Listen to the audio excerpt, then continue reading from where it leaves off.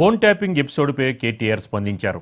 ట్యాపింగ్పై విచారణ చేయండి, తప్పు చేసిన వాళ్ళ మీద చర్యలు తీసుకోండి అని అన్నారు కేటీఆర్. కాంగ్రెస్ ప్రభుత్వం బెదిరింపులకి ఎవరూ భయపడరని స్పష్టం చేశారు కేటీఆర్.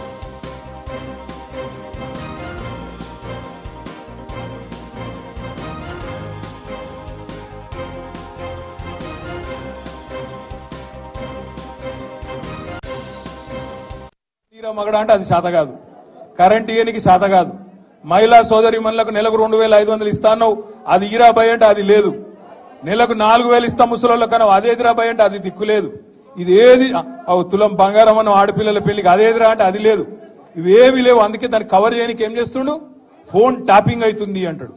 ఆడైతుందిరా బాయ్ ఏమైతుంది బయట పెట్టంటే మనకు చెప్పాడు.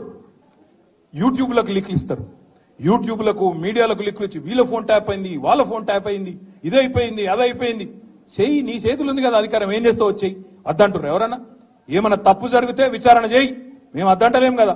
ఎక్కడెక్కడ తప్పులు జరిగినావో ఎవరు తప్పులు చేసినరో వాళ్ళ మీద చర్య తీసుకో. భయపడతాం, ఎవడు కూడా ఇక్కడ భయపడ్డాడు ఎవడు లేనే లేడు. నువ్వు ఎంటిగా కూడా వీకలేవనే మాట కూడా నేను విజ్ఞప్తి చేస్తా ఉన్నా.